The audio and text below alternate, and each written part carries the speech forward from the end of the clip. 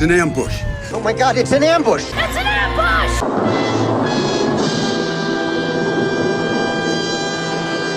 Of course! Good evening, everyone, or late afternoon, as the case may be, wherever you are. I am back. Did you know I was gone? I wouldn't be surprised if you didn't know I was gone in the first place. But yes, I have been absent from Twitter, from YouTube, from just about everything for like the last 5 or 6 days. I've been out of town on vacation, and now I'm back, and I arrive just hours after the big news. Joey has dropped out of the race. I guess God himself came from on high and told him to quit. And I think God's name was probably the combination of Obama and Nancy Pelosi. But yeah, because the other day I did see that Adam Schiff had suggested Biden step down. And I thought, uh-oh, they're going up the chain now. If Adam Schiff's saying publicly drop out, oh, everything's going sideways. First question, everybody in the chat, before I get into anything else. Can you hear the fan I've got going on in the background? You hear the fan going on? If you don't hear the fan, great. If you do, I'll turn it off and just suffer through the sweltering because it's a bit warm here, but I don't want to disturb your listening elsewise. But before I get to those responses, who's joining me for this ambush stream on a Sunday afternoon? Shady Grin. Good afternoon, Shio Gorath. Good afternoon, Stevie J. Good afternoon, the Luke Skywalker 2. Good afternoon, Unit 731. Good afternoon, Miranda Stone. Why, it's Miranda Stone. You guys all know Miranda Stone, Queen of the Discord.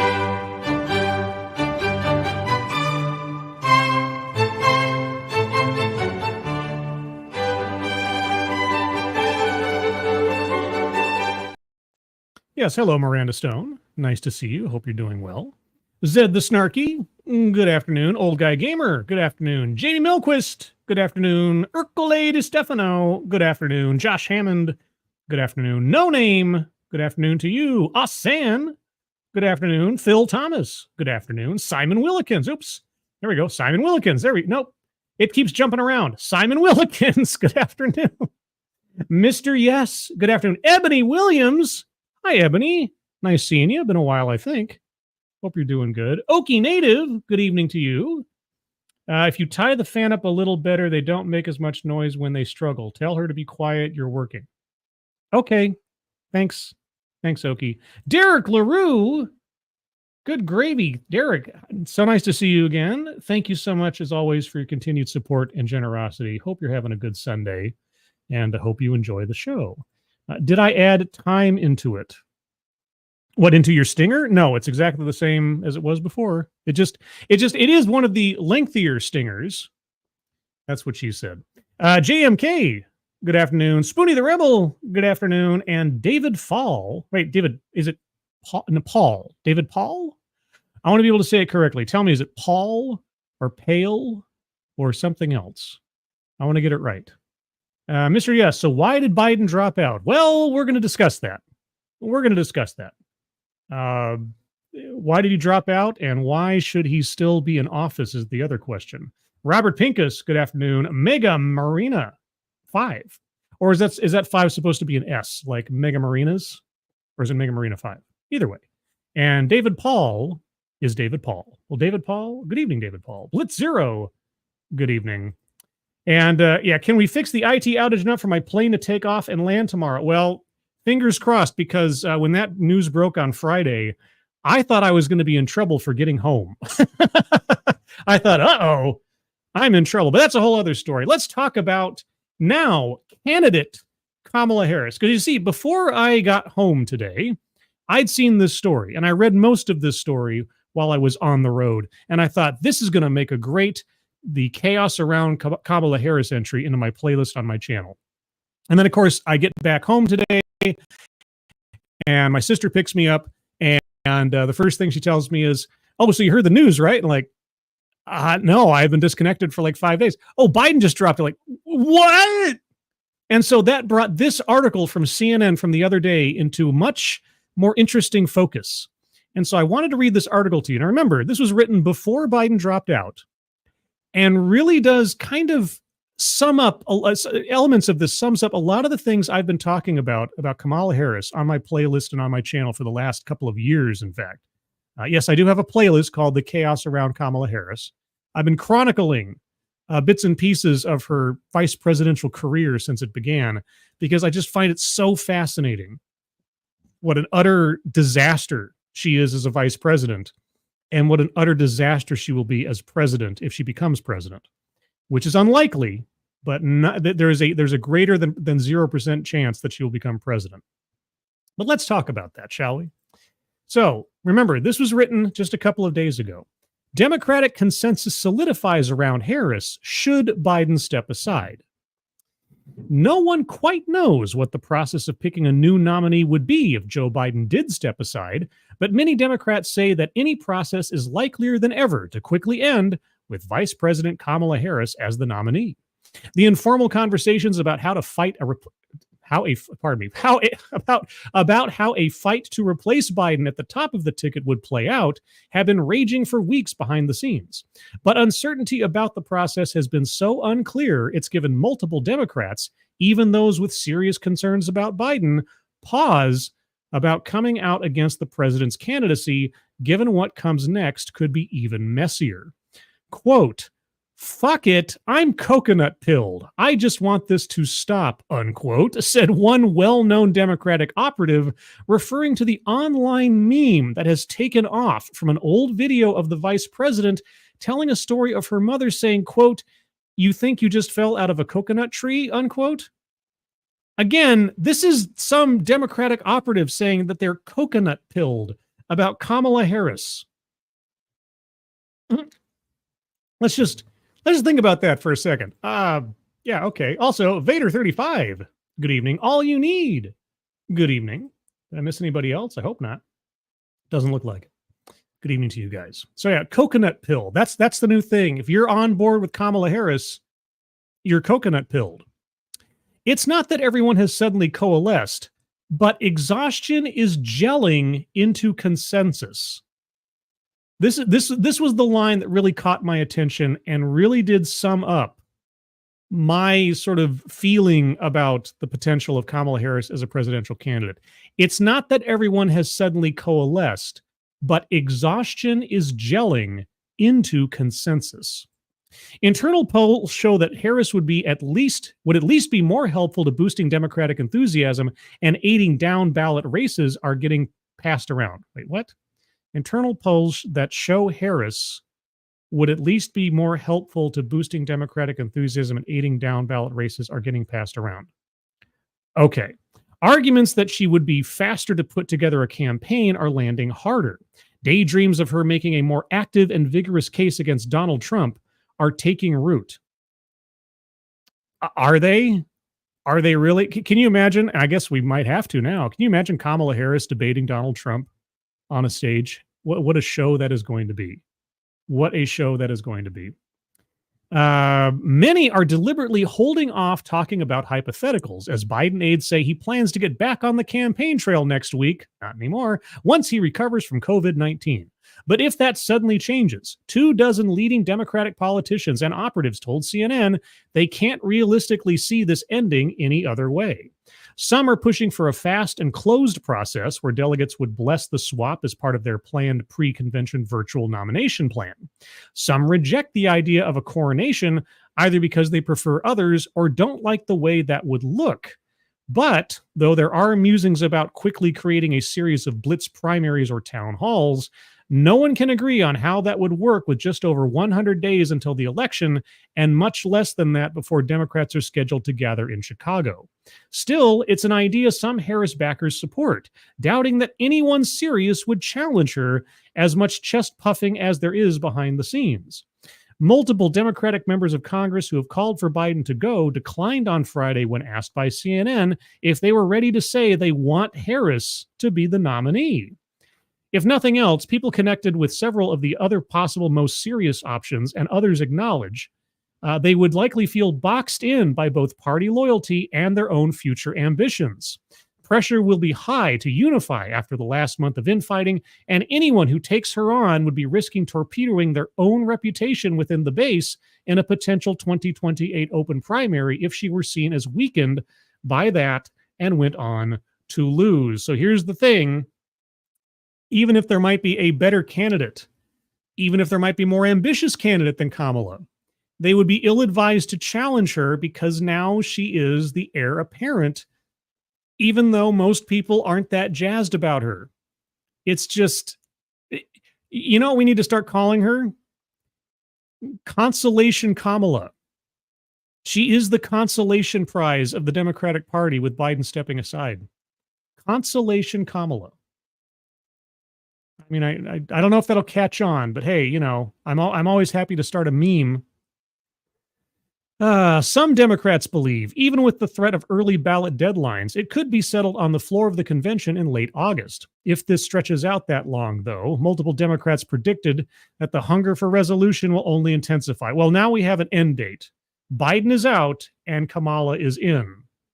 Seemingly. We'll get to another article from today shortly.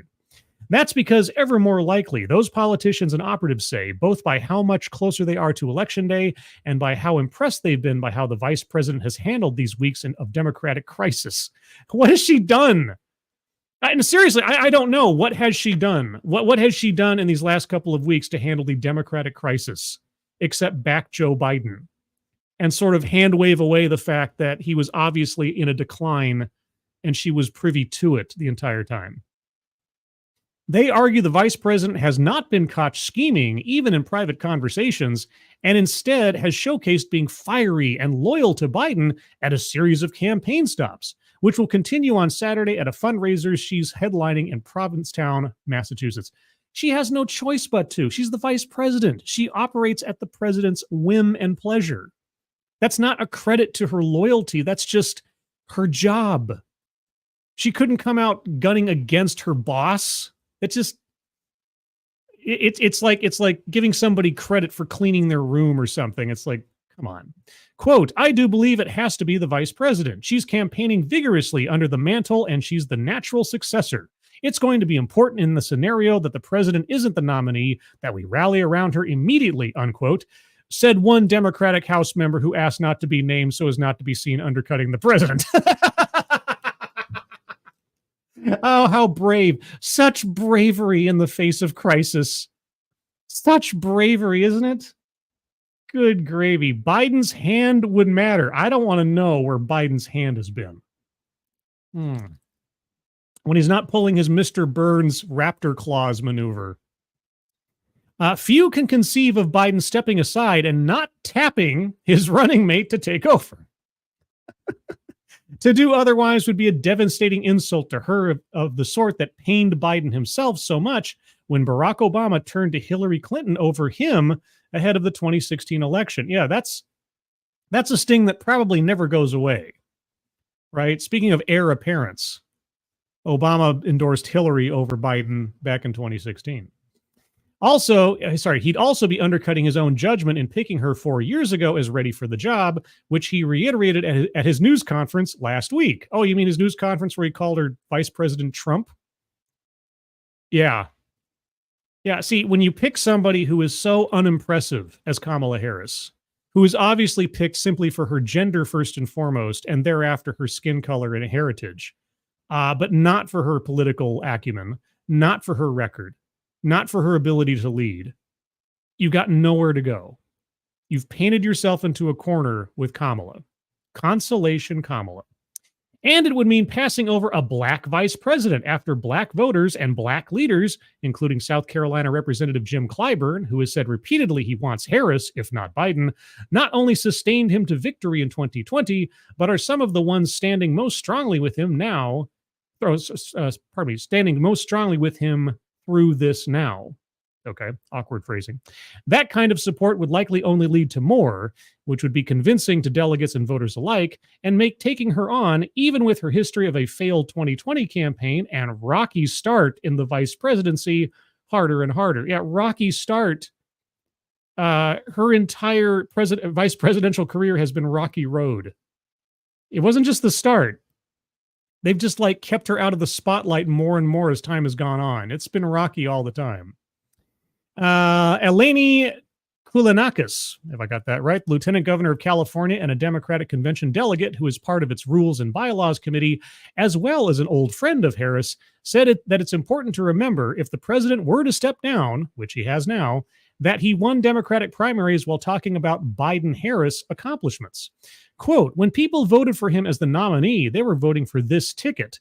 So it just has to be concluded that the best way to validate the vote of the primary voters is to support the vice president as our nominee, unquote, she said.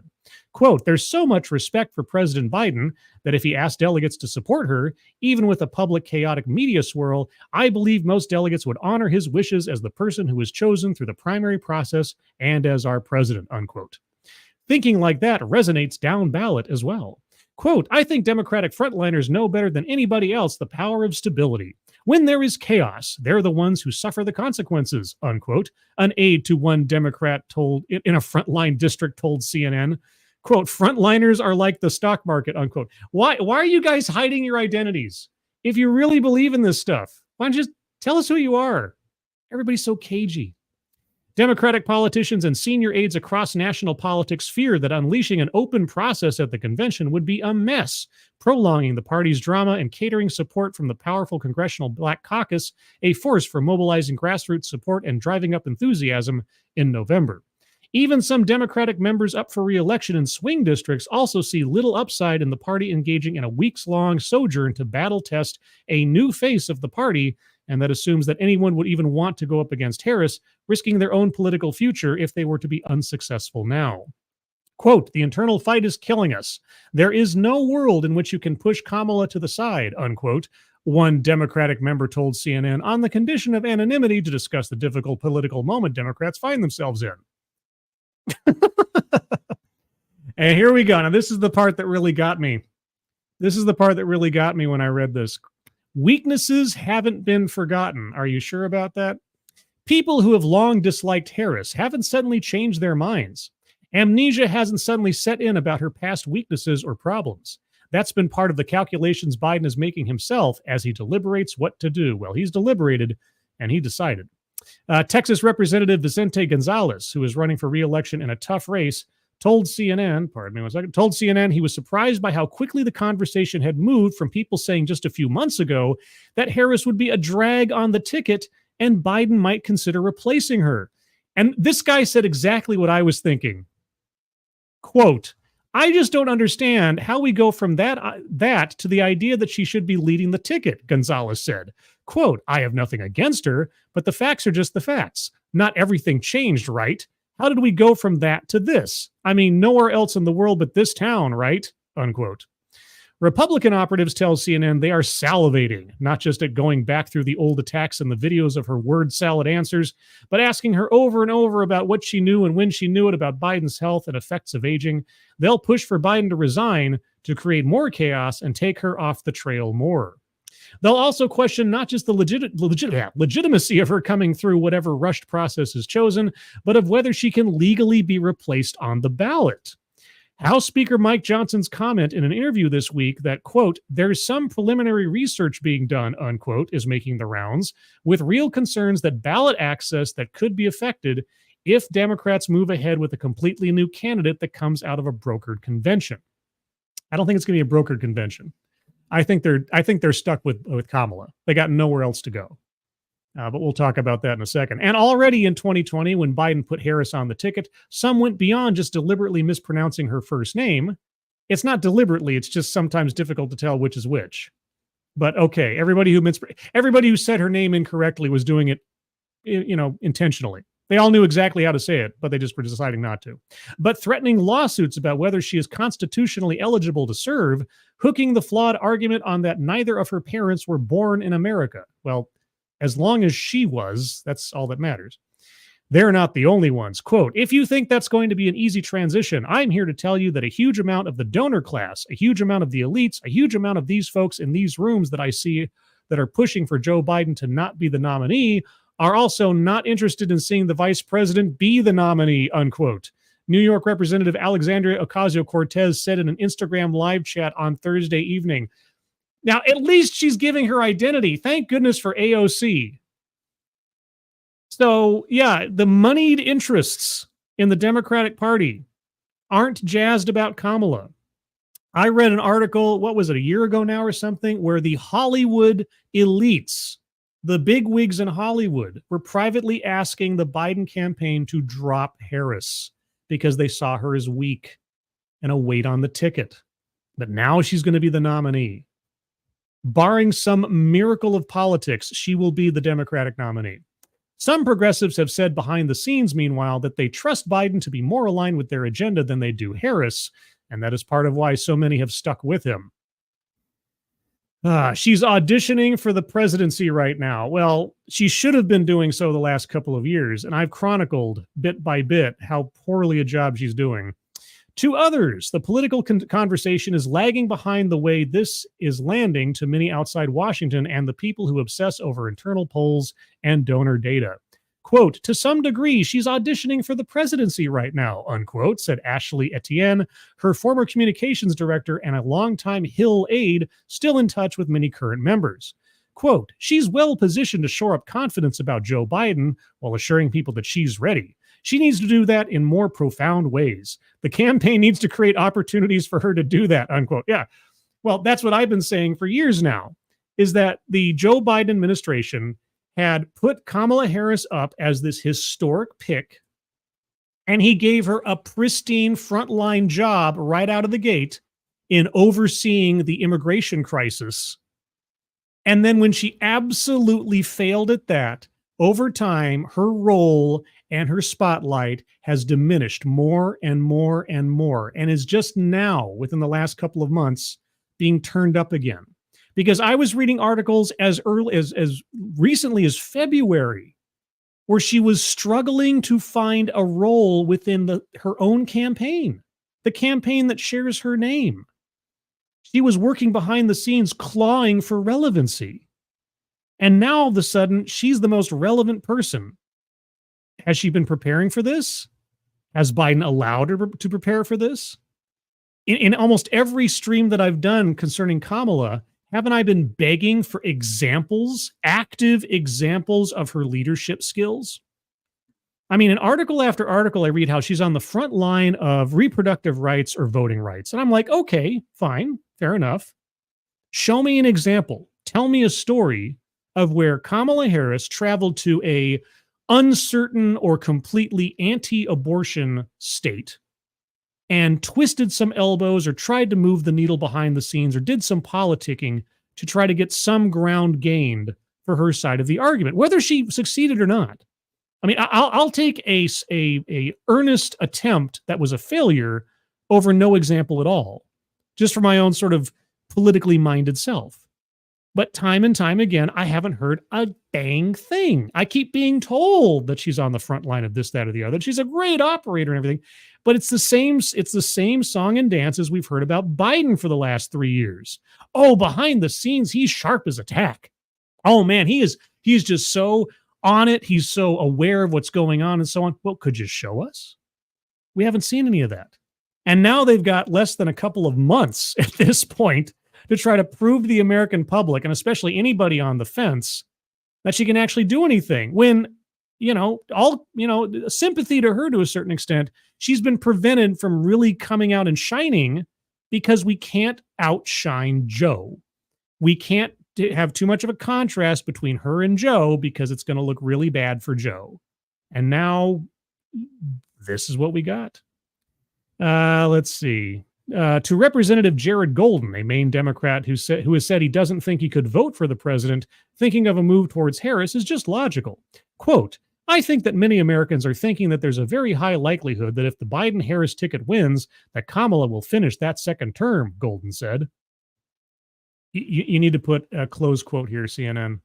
That's, anyway. Quote, so it might beg the question, why not just settle that matter in this election? Well, and it has been settled. We are at that point. We are at that time. And now that Biden has stepped aside, what's the landscape looking like? I'll go over that in a moment. But first, what have you guys been saying since I've been so focused on this article? Also, good evening, Roan Harushan, Advocatus Diaboli, Kiro Soldier, Meh, K. Shoal, Tony Giff. Good evening to you guys.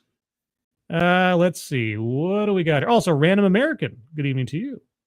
Let's see.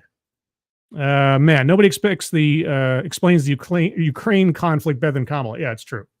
Also, March Madness. If you want an expert on March Madness, you go to Kamala.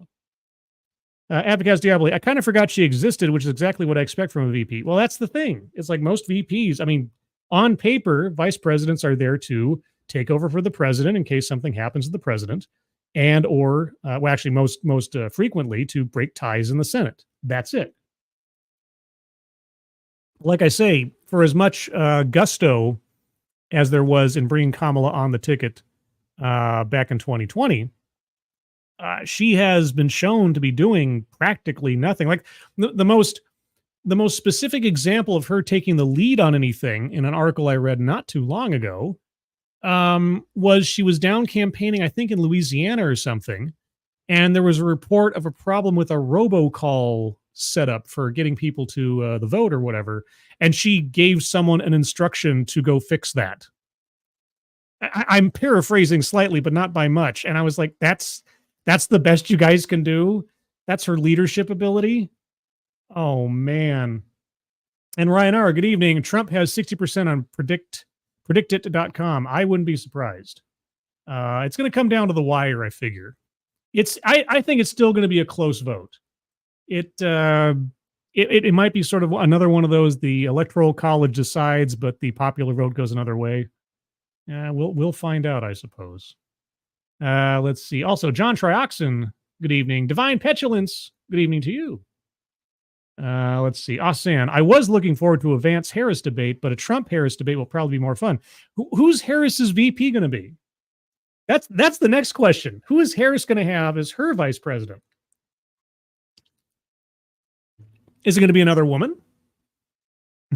Ebony Williams, I don't think she's got California. Yeah, well, she couldn't even win her own state. Yeah, for her entire record, or lack thereof, is going to become the centerpiece of Republican propaganda going from this day forward. The fact that she ran in 2020, she burned through a $40 million war chest and couldn't even get the support of her home state. Pretty bad. And there was another funny thing. I saw some, I think it was either CNN or something. They were showing some previous quotes from J.D. Vance criticizing Donald Trump back in the day. And they're like, oh my gosh, look at this. How can he pick this person with all this animosity between them? I'm like, do you guys remember when Harris was debating Biden back in the 2020 election? Remember that? You remember that happening? You remember the things that Kamala said to Biden about busing and all that? Yeah, you can have a VP who disagreed with you on the campaign trail or previous times, and then, be your VP later. It's like, come on, guys. This is low-hanging fruit. Let's see. Brian Morissette trying to be the first DEI president. Well, here's the thing. She is more the DEI president now than probably she would have been otherwise if she had run of her own accord after Biden had finished his term fully or something, right? If Biden hadn't dropped out and Kamala had to run under her own steam, she'd be less a DEI president. But what do we have here? We have default. We have a vice presidential pick that optically and politically speaking cannot be challenged without other people losing their prestige or anything else, because it would look bad. It would look bad optically, it would look bad politically. So yeah, she's only here because she was picked for her gender, first and foremost. That was it. Biden made the most declaratively sexist VP pick of all time. And then after that, what have we heard about her? Every time that she's introduced or mentioned anywhere, she's the first female vice president, black vice president, East Asian vice president. Right? That's it. And nothing else. Not that she's like, oh, she's the first attorney general from California to be picked. Or, stating something about her merit, her political prowess, something. No, it's always her gender and her race. Those are the premier elements and attributes that we keep hearing about.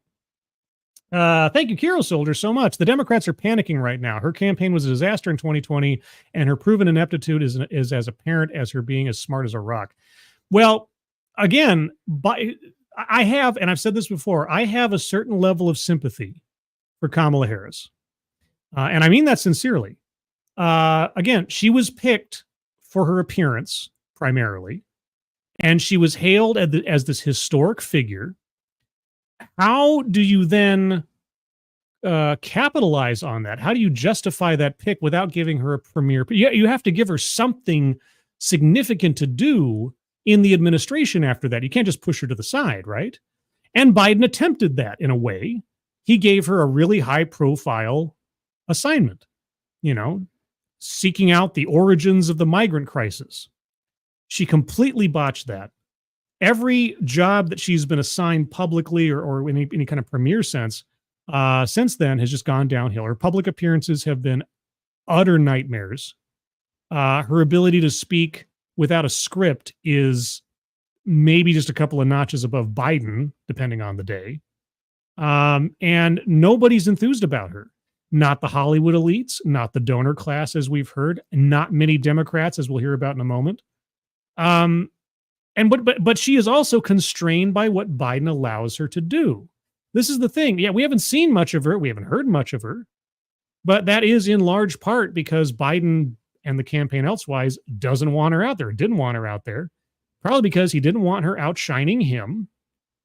Because she is not as old. She could make more appearances. She could be in the spotlight more. She would effectively end up outshining Biden for the amount of stamina and, let's just say, elocutive talents that she has over the president. And so they had to keep her subdued the entire time. And it's to the detriment of the party. It's a detriment to Kamala Harris, and it's definitely a detriment to the country, because now we have a lame duck candidate. She's already a lame duck.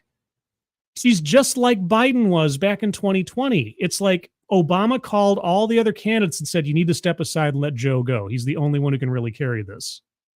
And now, because of the optics, because of the politics, everybody's going to have to step aside unless they want to risk torpedoing their own future political career by taking a shot and not succeeding, especially against the first female, Black, East Asian presidential nominee candidate. It's just, yeah, it's a mess. Also, holy cow, Faustonia, thank you so much as well. Wow, what better way to top off a great weekend than with an ambush stream from Scribe?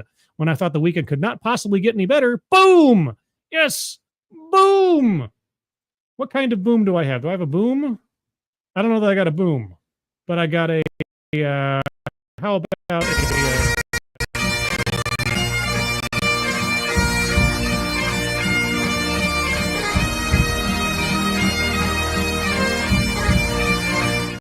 I mean, it's, that one, actually, Tailed Stinger and Miranda Stone's Stinger are the same time-wise length. And it's actually Sinatra's Stinger is 1 second longer. So, Miranda, yours is not the lengthiest of the Stingers. Just so you don't feel like you've been singled out or something. Because I don't want you to feel singled out. Chicago Mike, thank you so much. What is your qualifications to being president? Harris, I'm an Asian Black woman. That's it. That's it. And I'm not being facetious. Just about every article I've read in the Chaos Over Kamala Harris series that I've done so far, those are the first and premier things they say about her. They don't talk about her record. They don't talk about her political record, not her legal record. They talk about her appearance. And it's, some articles, it's a rare day if they mention anything other than her appearance. So you're not wrong.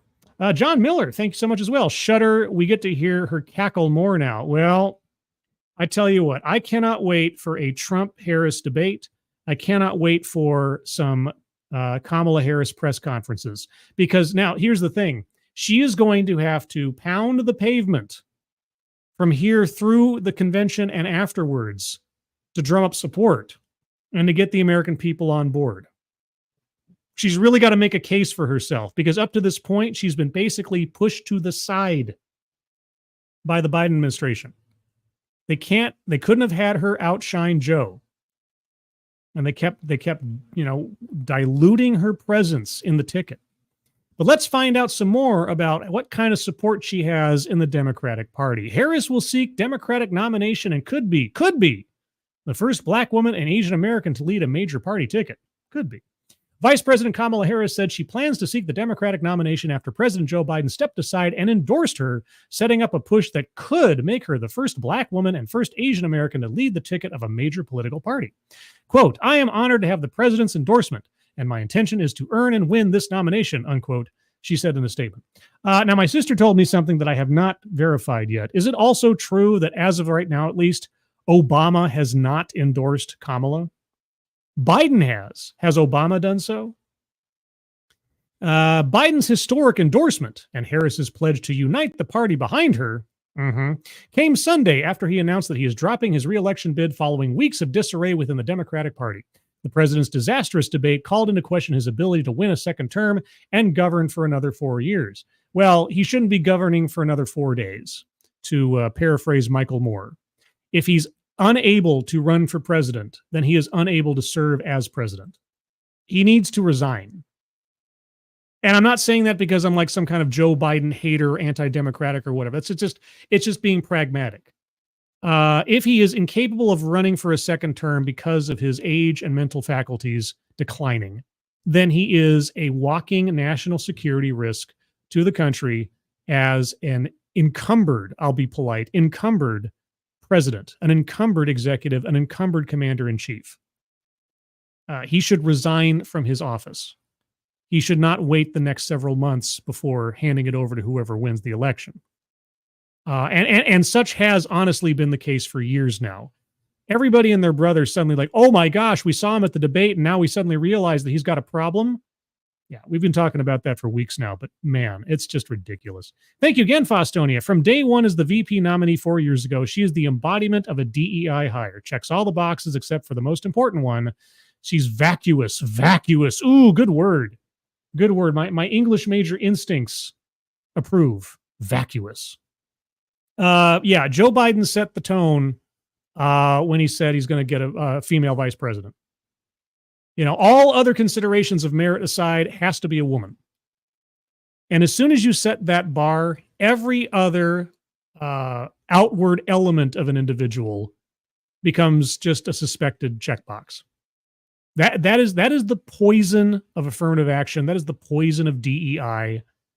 Amongst several other things, what you're certainly doing is putting a question mark over the head of anybody that falls within those preferred categories as to whether or not they reach their position legitimately or they were handed that position out of a kind of pity.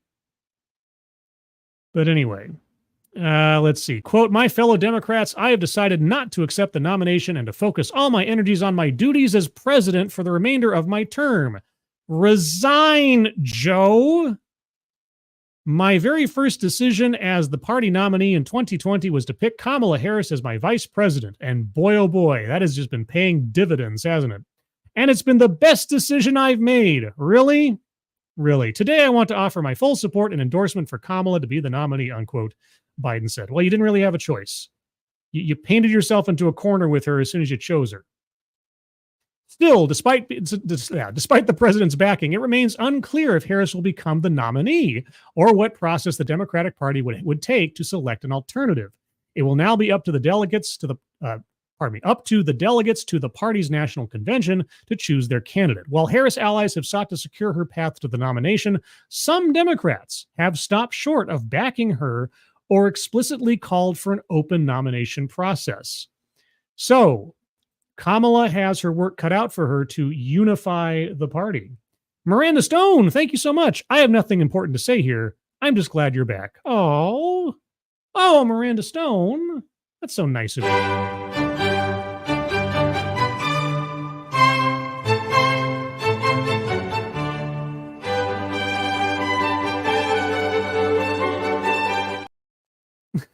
Thank you, Miranda, so much. Also, good evening, John Miller. And the Messianic Militant, good evening. Also, Guy in his room. How's it going? Good evening to you. Anybody else I missed while I'm looking? Don't see, so if I missed a hello, let me know. Wild-Eyed Wanderer. Good evening. I'm usually a silent watcher, but I had to drop in for a hello. Well, thank you, Wild-Eye. Appreciate it very much. Let's see. So, Democratic National Committee Chairman Jamie Harrison said in a statement that in the coming days, the party will, quote, undertake a transparent and orderly process to move forward as a united Democratic Party with a candidate who can defeat Donald Trump in November, unquote. Logistically, Harris is the natural heir to the ticket as Biden's running mate. The Biden-Harris campaign on Sunday formally amended filings with the Federal Election Commission to rename its principal committee Harris for President, saying that the committee name is, quote, different than previously reported, unquote. You ain't just whistling Dixie there. The committee also filed a letter with the commission stating that, quote, Vice President Harris is now a candidate for United States President in the 2024 election and will henceforth be conducting campaign activities only in pursuit of that office, unquote. Control of the campaign war chest, however, totaling $95.9 million at the end of June, depends on whether Harris remains on Democrats' 2024 ticket. Recent polling has also shown her performing better against former President Donald Trump, the Republican nominee, than Biden and other potential Democratic contenders. Yeah, by how much? Performing better against Trump than Biden doesn't mean she's performing better than Trump. Should there be efforts to pass over Harris in favor of Democrats seen as likely to run in 2028, there may be backlash from the vice president's supporters and prominent black Democrats. But Harris has also experienced something of a renaissance within her party. She has? As Democrats showered her with praise in the days following the debate. Well, of course, because they saw which way the winds were blowing. If they couldn't admit it to themselves or the public prior to the debate, after the debate, they had no choice. They had nowhere to go. It was obvious Biden was a losing decision. Holy cow, the gayest person on YouTube. Well, it's been a long, I correct me if I'm wrong, but long time no see, or at least not said hello to. Gayest person, thank you so much. Biden for president. Yeah, well, I mean, you're going to have access to a whole lot of free posters and signs now. If you're still a Biden booster, man, you're going to get that stuff in bulk for nothing. So if you're really a Biden booster, now's the time. Strike while the iron is hot. It's sort of like buying Christmas decorations the day after Christmas. Thank you, gayest person on YouTube. That's very generous of you. Appreciate it very much. Throughout her vice presidency, I'm getting ahead of myself here, Harris has struggled to define herself while juggling an issue portfolio that has included difficult topics such as voting rights and stemming the tide of migrants coming from Central America. You want to talk about like reproductive rights or any of the other dozen things that she supposedly was a leader on during the last 3 years? On the former, an effort to bolster the Voting Rights Act failed in Congress. Yeah, great leadership there. On migration, Harris was criticized on the right for not spending enough time on the board. No. Whoa. Wait. Harris was criticized on the right. Okay. Harris was criticized by everybody and their brother when she did that interview with Lester Holt back in her first year in office. And he asked her about going to the border. And she said she's been to the border. And he told her, but you haven't been to the border. And she responded, well, I haven't been to Europe either. She was criticized by everyone who watched that thing. And that was NBC. We're not talking about some kind of anti-democratic news outlet there. That was NBC. That was Lester Holt. He threw her a softball. Why hadn't she gone to the border? It had been months since Biden assigned that task to her to investigate the origins of the migrant crisis. And she hadn't even gone to the southern border. And she so fumbled that question. She couldn't give a clear answer, and she went off onto Europe. It's like, well, I mean, I haven't been to the border, but I also have no other international diplomatic skills whatsoever. It's just criticized on the right. Come on, CNN. Come on. Criticized on the right for not spending enough time on the border, and on the left for telling migrants in a speech, do not come. Okay, again, these were not right or left criticisms. This was common sense, thinking brain people criticisms. She was assigned a task dealing with migration, and months went by before she even visited the border for a simple photo op, if nothing else. And then she makes an announcement. I think it was in either, was it Venezuela or Ecuador or something? And she said, do not come. Yeah, that was the Biden Harris strategy for trying to stem the tide of migrants. Just tell them don't show up. After spending an entire campaign telling the world that Trump's policies on the border were extreme and racist and xenophobic and will be different and everything else. And anyway, I could go on about sanctuary cities and such, but that's another stream. As recently as last year, some Democrats were worried that negative views of Harris could hurt the ticket. As recently as last year, as recently as yesterday, for God's sakes. I just read an article from your own outlet that came out on the 20th that was talking about her weaknesses. As recently as last year, what? As recently as last year, some Democrats were worried that negative views of Harris could hurt the ticket, prompting prominent Democrats to urge the party to stop undermining her. Also prompting some Democrats to secretly and quietly say drop her from the ticket. But in the weeks since Biden's June debate performance, Harris has settled into a groove. Yes, it's called Consolation Kamala, or the lesser of two evils, or, default, winner by default. Harris has settled into a groove, becoming a key surrogate for Biden's reelection campaign on reproductive health. As the campaign put it, the threat Trump poses to democracy. I think you meant, and as the campaign put it, the threat Trump poses to democracy. Yeah, but you're going to have to really, really try to turn the volume down on that rhetoric, aren't you? Just a little bit after current events. Harris allies have argued that much of the criticism is a result of racism and sexism against the country's first woman of color in such a position. Oh my God, did they hire Marvel's press team? Did they hire Hollywood press teams for this one? Oh, you don't like this person? Obviously, it's because she's a woman and her color. It's not because of the performance of the individual or the merit of the product in front of us. No. You're obviously all racist. You guys don't like the new Star Wars show because you're racist and sexist. And by the way, which Star Wars show am I talking about? It doesn't matter. It doesn't matter. Now they say the country is seeing in Harris what her allies have seen for years. Really? What have her allies seen for years?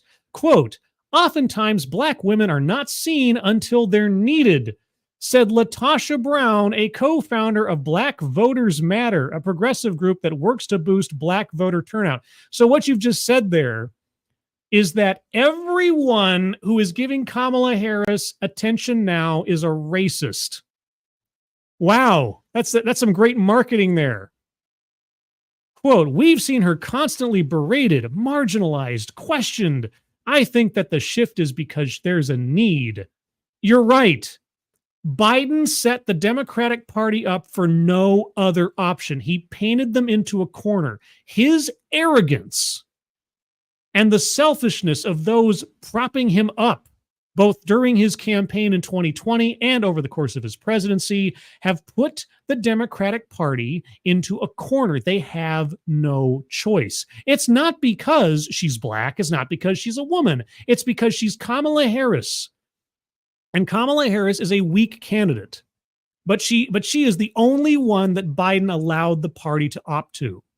He should have dropped her as soon as he declared he was running for president again. He should have left the question open as to whether or not she was going to join him in his second run. But he couldn't drop her. Why? Because it would look bad. You have this, you put up this person as this historic individual, the highest level in the executive individual who's a woman and woman of color, et cetera, and so forth. You can't drop her. That is the danger of DEI. You paint yourself into corners like this. Uncharted territory. A growing number of Democratic officials and donors already have rallied behind Harris, including the Congressional Black Caucus PAC, Bill and Hillary Clinton, the Democratic Senate candidates, including Andy Kim of New Jersey, Angela also Brooks of Maryland, and incumbent Senator Tammy Baldwin of Wisconsin. Tammy Baldwin's the only name out of that list of minor politicians that I recognize. Even as Democrats waited for Biden to make his decision, Harris supporters were working behind the scenes for the last week to secure support from delegates, not to push Biden out, but to be prepared in case he left the race. Quote, we have been whipping delegates for the last week. Sounds like my kind of weekend. A senior Democratic strategist who worked on Harris's 2020 campaign told CNN, "Oh, a senior Democrat, you worked on Harris's 2020 campaign, did you? Oh, why do you still have a job?" Her network of backers includes a number of key black female Democratic allies. I notice again, just real quick, out of this list of individuals who have backed her so far, Obama is not on there. Pelosi is not on there. Chuck Schumer is not on there. Interesting. Maybe they'll endorse her later this week. Her network of backers includes a number of key black female Democratic allies who have been quietly organizing for weeks to ensure that she would be well positioned to lead the ticket if Biden stepped aside. Those women will meet in a Zoom call Sunday evening. Oh, good. Black female Democratic allies. Names? Unimportant. Positions? Unimportant. But they are black and female and they're Democrats. So, those women. Quote, "The bottom line is we are ready to go," said Brown of Black Voters Matter. Quote, okay, quote, "We are grateful for President Biden's service, and that's why we fought for him until the end. We are ecstatic that he has put his endorsement behind Vice President Kamala Harris. We expect the full Democratic apparatus to do the same, and if they don't, they will lose this election." Ooh, Harris allies are describing this moment as, quote, "uncharted territory," unquote, but are confident the party will be able to navigate the days ahead because Biden has endorsed her. Yes. An endorsement from a doddering, brainless, elderly man who should not be in office. Do you think Biden's credibility has taken a bit of a hit over the last several weeks? Does a Biden endorsement really mean as much as it might have, I don't know, 2 years ago? For donors, Biden's decision to exit the race and endorse Harris represent a seismic change for the Democratic Party that many are embracing publicly because they have no choice.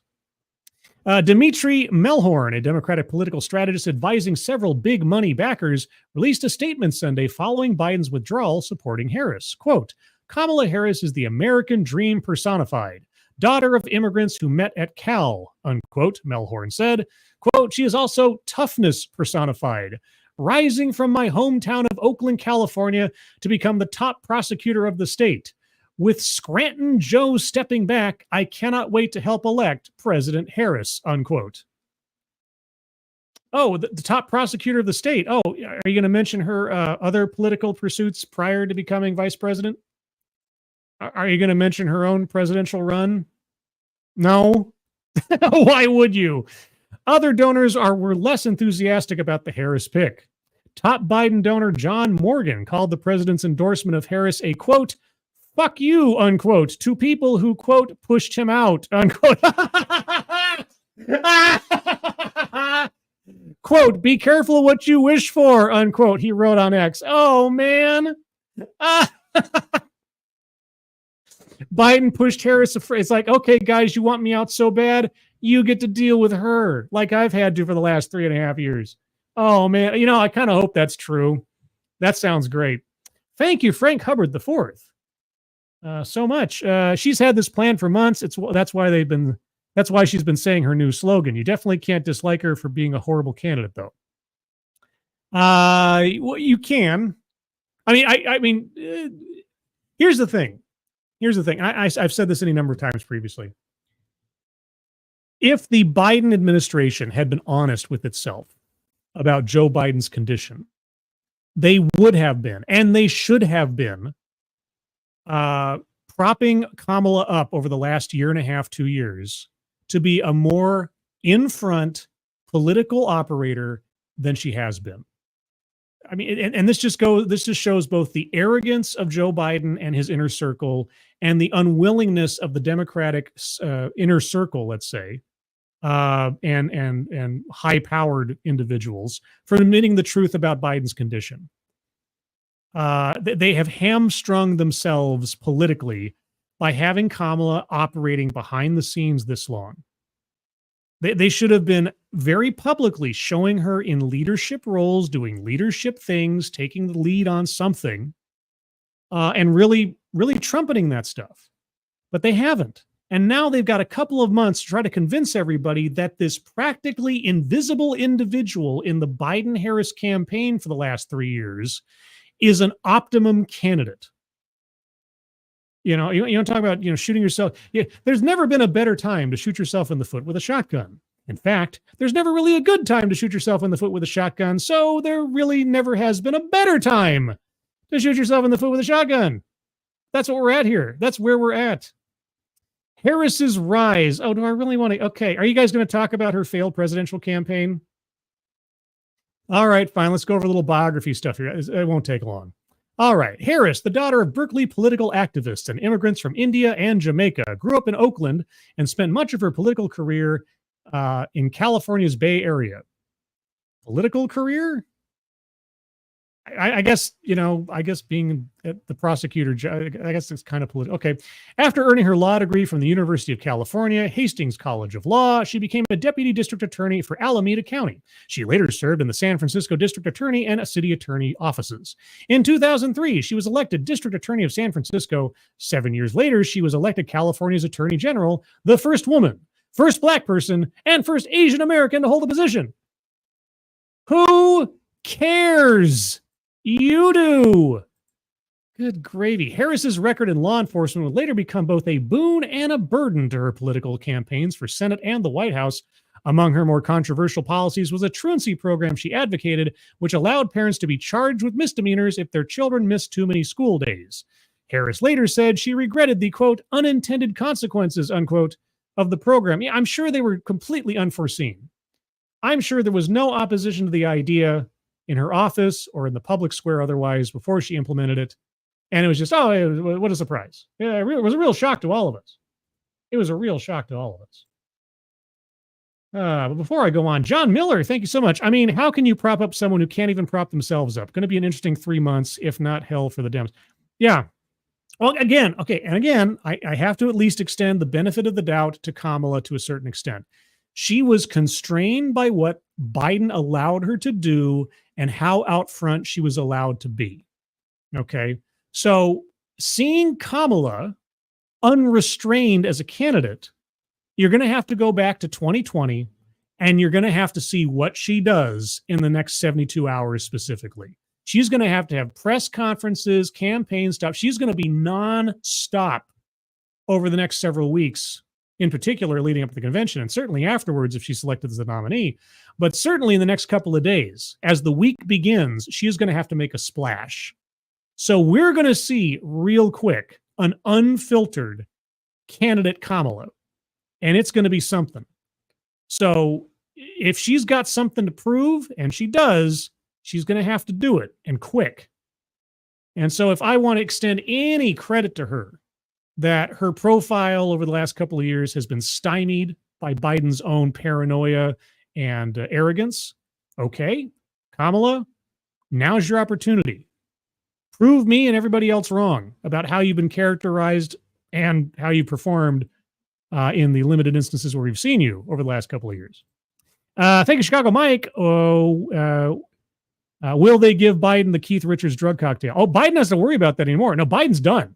He doesn't have to do any more press conferences. He doesn't have to do anything. He has to step back and give the spotlight to Kamala. Whether it's a big middle finger to the rest of the Democratic Party or not, he has every excuse now to stay out front and center unless there's some major emergency that happens. At which point he'll have to be the commander-in-chief again. He should really resign. He should really, really resign. Assassin of the Gray, thank you so much. Neither of Kamala To's parents were American citizens, meaning while born in America, she is not a natural-born citizen. This is how the DNC can push her out in favor of gruesome Newsom. Here's the thing. The DNC is not going to push her out on that basis, okay? That calls straight back to Trump questioning Obama's legitimacy, etc. You're not going to find a Democrat who wants to save their political career making that argument, especially at the convention. It's not going to happen. If there is any wiggle room in the law for that argument, it's not going to come from the Democratic Party. It's not going to come from the Democratic Party. Dollars to donuts. Let's see. Unintended consequences of the program. In 2016, Harris won her bid to succeed outgoing California Senator Barbara Boxer, becoming the second Black woman to ever serve in the U.S. Senate. Oh, she wasn't the first? Oh, shucks. As a senator, Harris was known for her prosecutorial questioning style during hearings with Trump administration officials and nominees, including Attorney General Jeff Sessions and future Supreme Court Justice Brett Kavanaugh. Yeah, remember the stinging prosecutorial interrogations from Kamala Harris? No, I'm asking legitimately. Does anybody remember that? All right. 3 years later, in January 2019, she entered the Democratic presidential primary. From the start, Harris acknowledged the historic nature of her campaign. Oh, yeah. I mean, I just have to acknowledge just how historic I am. I'm just, I mean, to be modest. I'm just being modest. You know, I'm historic. She launched her bid on the federal holiday marking Martin Luther King Jr.'s birthday and held a news conference at Howard University, the historically Black college she graduated from in 1986. Harris was one of more than a dozen Democrats, including Biden, who sought the 2020 party nomination. Yes. Are you going to talk about her utter and absolute failure of being able to even carry her own state in the primaries? One of Biden's worst debate moments of that cycle came when Harris blasted him over his opposition to the 1970s to court-ordered busing of students to desegregate schools. The dig from Harris, who was close friends with Biden's son Beau before his death in 2015, came as a surprise to Biden and angered some of his allies. And yet he picked her as vice president. CNN. I guess a vice presidential pick could have previously criticized their future boss. And it's not exactly a big news flash. After she dropped out. Okay, wait. Yeah, she ran for president after she dropped out.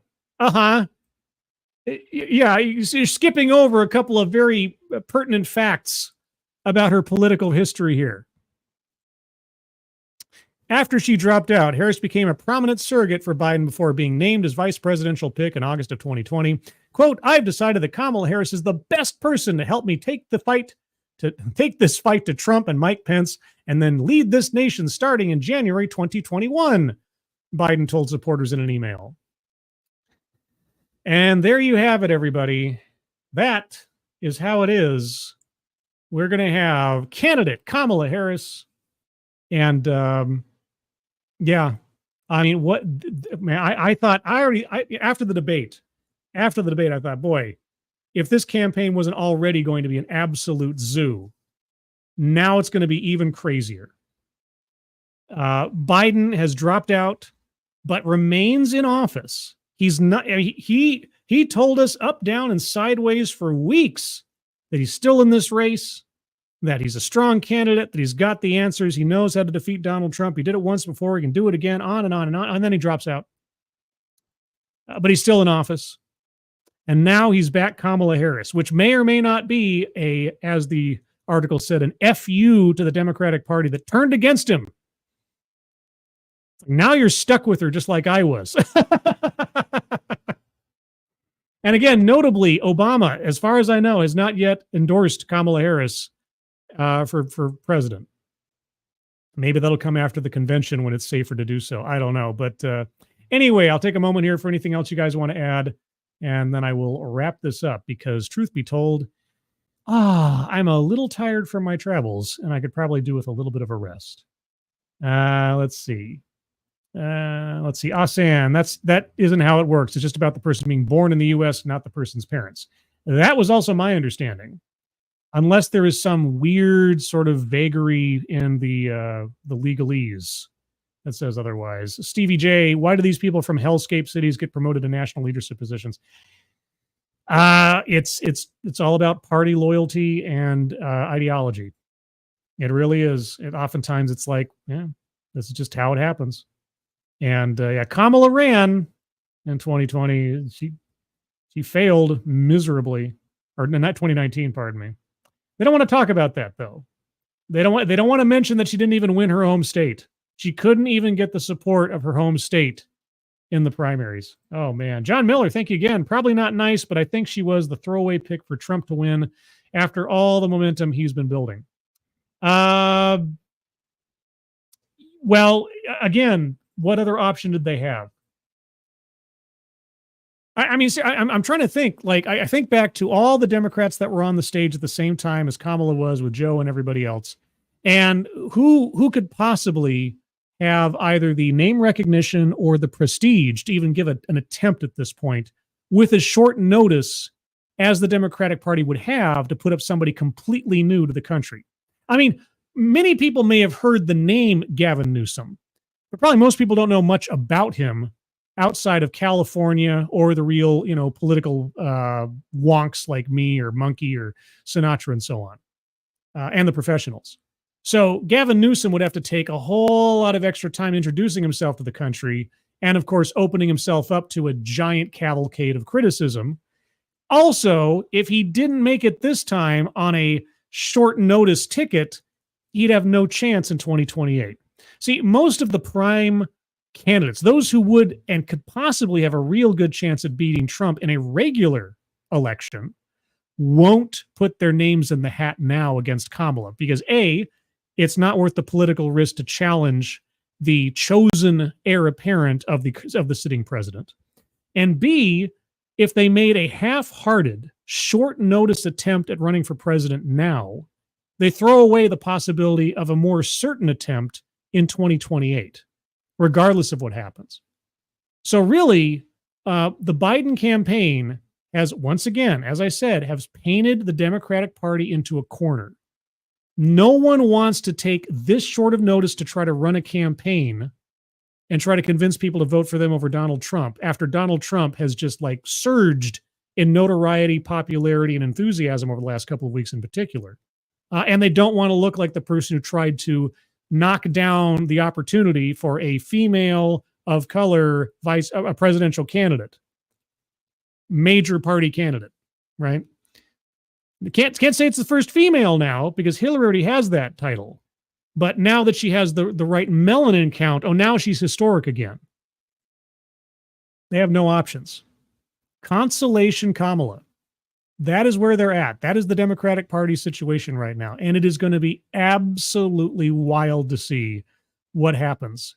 And I'm just talking, like I say, in the next 72 hours, because Kamala is going to have to come out in a press conference in some kind of public forum, lickety split, to try to gain ground lost in confidence for the Democratic Party in particular after Biden's performance over the last couple of weeks. So as things happen, if the White House has a press conference for Kamala Harris in the next day or two, I'm going to stream it. And granted, that's not like a network thing because I'm still on vacation. Yes.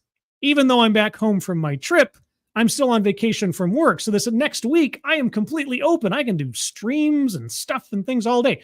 Plus, as I try to wrap up here, and I will wrap up momentarily, a reminder that this Friday the 26th, 5 p.m. Pacific time, 8 p.m. Eastern time. And in Australia, because that is relevant, it'll be 10 a.m. Saturday, will be the next installment of Living on Borrowed Crime, where I speak to true crime content creators about the genre. And this is going to be something else. I tell you what, you could almost call it a summit with as many people as I have coming on. We're going to be discussing what I have derived from several articles and things, the top 4 criticisms and objections to true crime as a genre. And this panel will consist of, as of this broadcast is scheduled to appear, Matt Orchard, Dave's Lemonade, Misery Machine, True Red Crime, and Mr. Black Pasta. All right, so just think about that for those of you who are true crime buffs. This is big. This is going to, like I say, not so much a panel as it is a summit on the subject. So I will have the link to that prepped and ready to go either tonight or tomorrow. And I will have that out there. So pay attention to my Twitter, scribe_light. Also pay attention to my Discord server. Did you know I have a Discord server? I have a Discord server. There's a link to the Discord server in the chat. You can click on that. You'll find yourself on the landing channel called Say Hello. And in addition to saying hello, you have to say the secret word. The secret word will tell me that you actually watch the show, are not a bot, and have thus earned the right, the privilege, the entitlement of joining the Discord server. And today's secret word is consolation. Just say, hello, consolation, and I'll know that you watched the show. Not constellation. That is a celestial body. Consolation is the prize of consolation Kamala. Everyone, so nice to be back. Thank you guys so much for the well wishes and welcomes back from my trip. Oh, Chicago Mike, thank you again so much. I think we need the 1968 election as an example of what is going to happen with LBJ resigning and RFK. Oh, no. No. Don't even want to go there. We've had enough of that for one generation. Let's not have any more of that stuff. What I'm really looking forward to tomorrow, and I don't know if I can stream this, but I will be watching it. I may stream it on the Discord server. So if you want to watch, if we want to do a watch along tomorrow with me, I may do this on the Discord server. Tomorrow is scheduled. Last I knew, the director of the Secret Service is going before Congress to be grilled about what happened in Butler. And I'm really, really curious to watch that one. So keep an eye out for that on the Discord server. I may stream that tomorrow if I can't stream it live on my channel. But otherwise, everyone, thank you guys so much for coming out tonight on an ambush stream to join me on this weird anticipatory celebration of what's about to come, politically speaking, in our country. Also look forward to seeing you Friday for Living on Borrowed Crime. I'll do other streams this week, including TED Excellence again, Thursday, 6 p.m. Pacific, 9 p.m. Eastern. Elsewise, everyone, thank you for coming. Moderators, thank you for keeping an eye on things. Even though everyone here is so well behaved, you have very, very little to do. Everybody who donated to me, holy cow, you guys, your generosity is amazing. Thank you so much. As well, and I even forgot to say so, at the top of the chat box, there is a link to the donation page for the Leukemia and Lymphoma Society. As I've mentioned previously, my father was recently diagnosed with leukemia, and he's still fighting it as of this moment. Knock wood, fingers crossed. And so please, if you would take a moment, take a look at that. If you can donate, please do so. If you can't, that's fine. But if you can, share that out on social media, that would be appreciated. Everyone, have a good rest of your Sunday. Have a good rest of your week upcoming. I hope you're all safe and well. If you are not well, please get well soon. And I'll see you on the next one. Take care. Bye-bye.